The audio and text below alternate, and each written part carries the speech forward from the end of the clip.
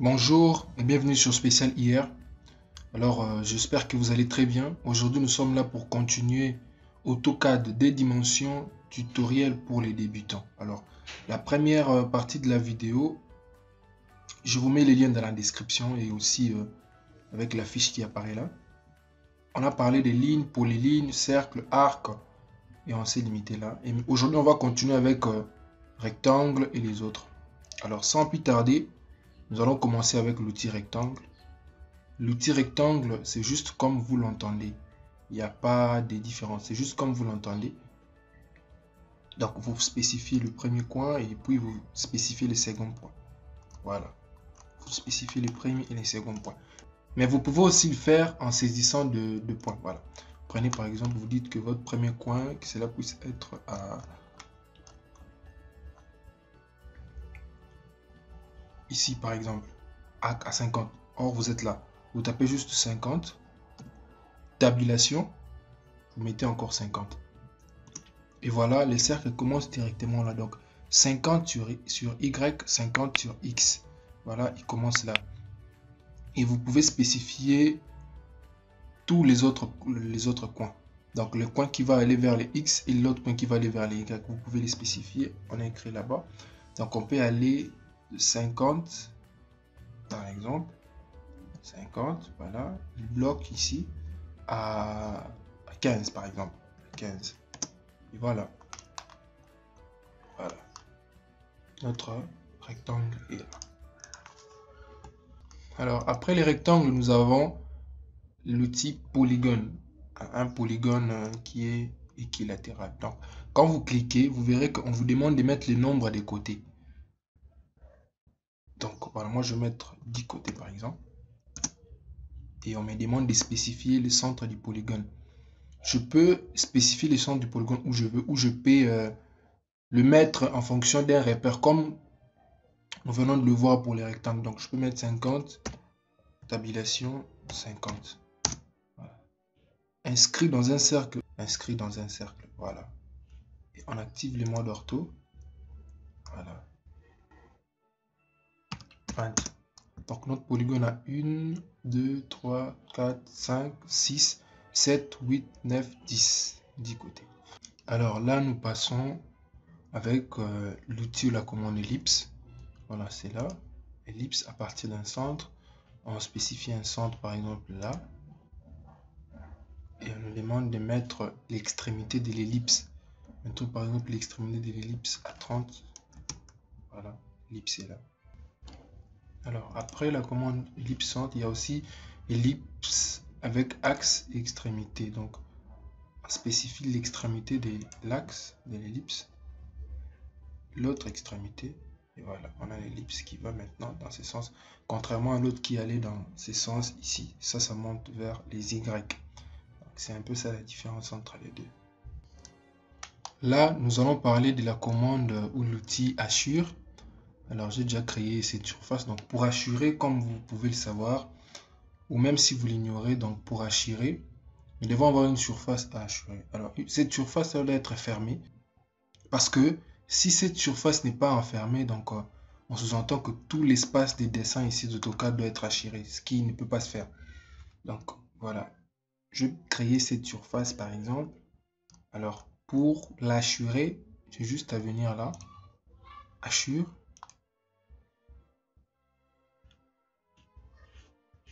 On me dit choisissez un point interne. Donc, je viens par exemple ici. Il y a beaucoup de sortes d'hachures ici, des motifs.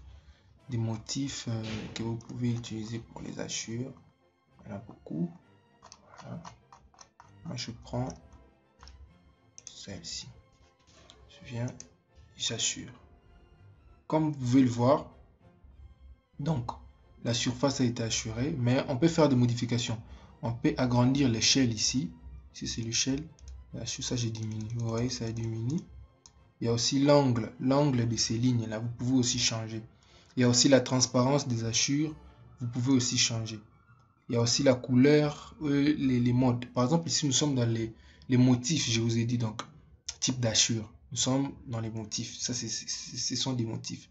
Donc on valide, on laisse comme ça. Et on essaye de faire un exemple avec les gradients et autres.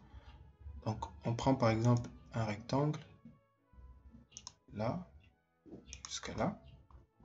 On prend un rectangle, on vient sur gradient. Gradient, c'est une sorte de couleur mixée. Par exemple, ici, on a le bleu et le jaune. Donc, on vient, on met juste là, voilà.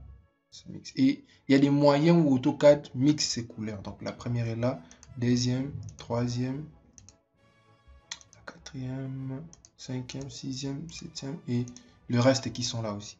Donc, ici, nous sommes dans les gradients. Si vous voulez changer de couleur, vous venez juste bleu, on met par exemple le rouge. À la place du jaune, on met par exemple le vert. Voilà. Donc là, nous avons terminé avec les hachures. Maintenant, nous allons entamer quelques fonctionnalités spéciaux qui sont ici en dessous.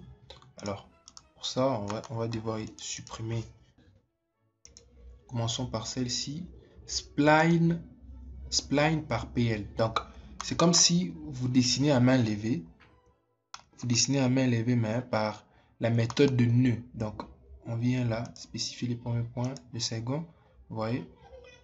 C'est comme si vous dessinez à main levée, mais par méthode de nœud. Le nœud, c'est là où il y a... Là où j'avais spécifié les seconds points. Donc voilà. Troisième, il y a encore un autre nez. Il y a encore un autre nez. Voilà. Voilà. Spline par PL. Donc voilà. Vous voyez, c'est comme si vous dessinez à main levée, mais de manière un peu plus ordonnée. Alors, on vient, on prend aussi celle-ci. Ça, c'est le spline par SC. Il y a des points de modification, ce qui est différent de spline par PL. Donc, les points de modification, ça veut tout simplement dire que, regardez, je clique là, je spécifie le second point, mais voilà, le second point n'est plus un nez, mais c'est un point de modification. Donc, c'est à partir de là que cette courbe ici se forme. Je ne sais pas si vous voyez. Et je viens encore là, vous verrez que il laisse un point qui est un point de modification. Donc, voilà. Voilà. Voilà. Et après ça, il y a droite. Ces droites, ça nous aide à tracer des droites à l'infini. Donc, je peux mettre une droite là. C'est à l'infini, mode ortho. C'est à l'infini. Vous pouvez voir, c'est à l'infini. Vous pouvez l'utiliser comme repère. Et je peux encore mettre une autre là. C'est à l'infini toujours. Je peux encore venir, je mets encore une autre là. C'est à l'infini. Donc, ce sont des droites qui se projettent à l'infini. C'est pour vous aider peut-être à faire de repères et tout. Alors, là, on passe. Voilà, demi-droite. Ça, c'est demi-droite. C'est juste une différence entre la droite que nous avons vue. Ça aussi, ça se projette à l'infini, mais pas dans les deux sens, dans un seul sens. Donc, si je mets par exemple ici, voilà, il va à l'infini dans ces sens-là, pas dans ces sens. Je peux mettre encore comme ça. Si je désactive le mode ortho, mettre en milieu, on met là-bas. Voilà. Ils partent d'un point et voilà, ils ne sont pas projetés vers l'infini dans les deux sens. Tout simplement dans un seul sens. Et ensuite, nous avons cet outil qu'on appelle plusieurs points. Plusieurs points nous aident tout simplement à mettre de points, de points, de points, de points pour tracer des lignes après. Donc, c'est comme une sorte, si je peux m'amuser en le disant, une sorte de constellation. Hein. Ce sont par exemple des étoiles. Et on vient, on prend l'outil ligne. On crée une constellation avec tous ces points.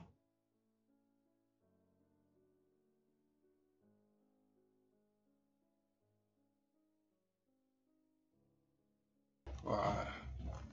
Donc ça, c'était l'outil point. Vous pouvez effacer aussi point. Voilà. Et ensuite, nous avons diviser. Voilà. Diviser, c'est lorsque vous avez une droite, par exemple, ligne, point d'ortho, par exemple là, mettons 200. Voilà. Nous avons une ligne, nous voulons le diviser en plusieurs lignes. Donc, on vient, on prend diviser, on dépose le curseur carré dessus de notre ligne et on met le nombre de segments qu'on veut avoir. Si je mets par exemple 5, donc voilà, il y a 5 segments ici. Si je veux voir ça, je prends juste la commande ligne. Quand vous déposez là l'extrémité, poussez, vous poussez, vous poussez, il y a encore une autre extrémité ici.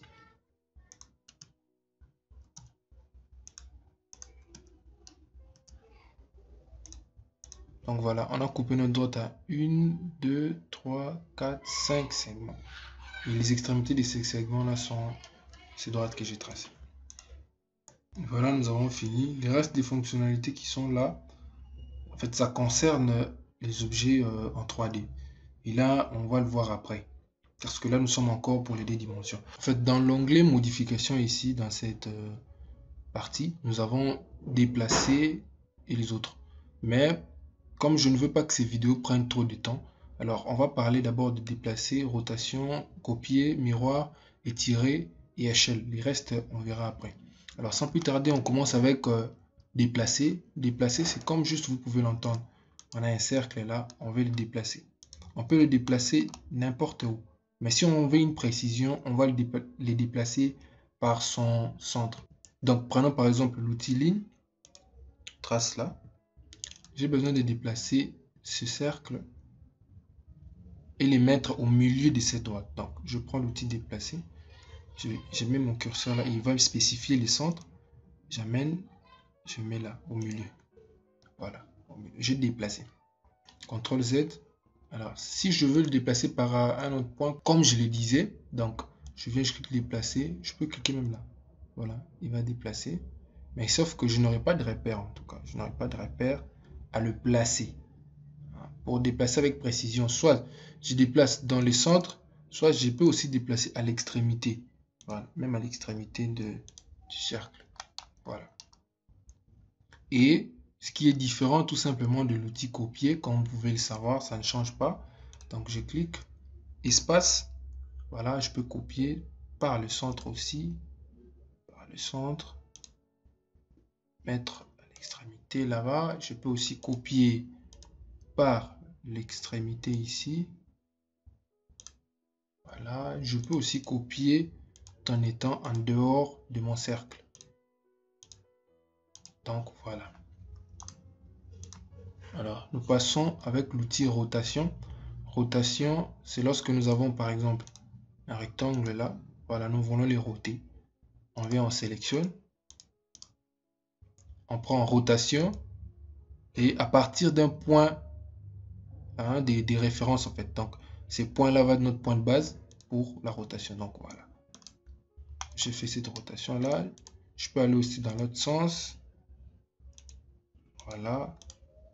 Ça, c'est parce que je suis dans le mode ortho. Voilà. Il a quitté des 180 à 90 et puis nous sommes à 0. Donc, c'est parce que j'ai mis les modes ortho. Si je désactive, vous verrez qu'il va faire la rotation dans plusieurs angles. Voilà. Voilà. Alors, nous passons avec l'outil miroir. L'outil miroir, c'est comme vous pouvez l'entendre. Donc, miroir. Miroir. Voilà. On a par exemple ces triangles. Alors, on veut avoir cette même face, bien c'est cette même forme plutôt de l'autre côté. Donc, on sélectionne juste au lieu de retracer, on vient sur miroir, on spécifie le point de symétrie. Voilà, les segments là. Mais il y a un onglet qui s'affiche, effacer l'objet source. Si je dis oui, il va effacer cette partie ici qui est en bleu là, cette partie ici, parce que c'est ça l'objet source. Mais si je dis non, il conserve les deux. Si je disais oui, il allait effacer. Donc, je pense que vous avez compris. Alors, nous passons avec l'outil où la commande étirer. Donc, nous avons par exemple cette forme ici et nous voulons étirer cette partie ici. Donc, voilà, on a sélectionné et puis on vient à étirer. À partir de ce point-là, on étire. Étirer, en fait, mettons les modes ortho. Étirer, c'est comme si on parlait de étendre. Donc, voilà, on a étiré cette partie-là. Alors, passons à la commande échelle, l'outil échelle qui est juste là. On sélectionne la totalité, on vient à échelle, on clique et voilà, l'échelle s'agrandit au fur et à mesure qu'on part dans un sens ou dans l'autre. Mais on peut aussi taper l'échelle en fait. On peut aussi taper notre propre échelle. On peut par exemple taper 1 sur 50. Voilà, 1 sur 50 c'est là, et voilà, voilà. Ça c'est à 1 sur 50. Donc vous pouvez taper n'importe quelle échelle que vous connaissez. Donc voilà. Et là, je pense que pour cette vidéo, on se limite là. La prochaine fois, nous allons continuer avec le reste de cette partie. Il y a aussi des fonctionnalités spéciaux qui sont là. Alors, je vous demande de vous abonner à la chaîne parce que cette série de vidéos va beaucoup vous aider. Alors, je pense que si vous avez déjà visité la première vidéo, alors je pense que si vous êtes sur la deuxième aujourd'hui et maintenant, c'est pas en vain. C'est parce que vous avez aimé, c'est parce que vous avez apprécié. Alors, abonnez-vous à la chaîne parce que votre soutien m'aidera beaucoup. Et juste un petit bonus, je peux croire ou voir que si vous êtes un débutant, vous ne connaissez pas les principes de la sélection sur AutoCAD. Bon, prenons par exemple ces rectangles. Voilà. Chaque ligne est séparée. Donc, la première sélection, donc vous avez juste à cliquer une fois. Cliquez, vous laissez. C'est la sélection verte. La sélection verte sélectionne les objets, même si ces objets ne sont pas entièrement compris dans la fenêtre de la sélection. Donc voilà, si je mets seulement ma petite sélection là, vous voyez, sans que la totalité soit comprise à l'intérieur de l'espace sélection, voilà, il sélectionne même à l'extrémité. Alors, ce qui est différent de la sélection bleue. La sélection verte, on part de la droite vers la gauche. La sélection bleue, on part de la gauche vers la droite. Et la sélection bleue, elle exige que pour qu'elle puisse sélectionner un objet, il faut que cet objet soit entièrement compris à l'intérieur de son espace de sélection. Vous voyez que si je mets à l'extrémité, il ne sélectionne pas. Mais si je viens à la totalité de la ligne, voilà, il sélectionne le tout. Donc, voilà la différence entre les sélections. Alors, je pense que vous avez aimé. Alors, je vous ai déjà fait... En fait, je vous ai déjà parlé de la fin de ma vidéo. Alors, là, je parle plus de la fin. Je vous remercie juste et je compte sur vous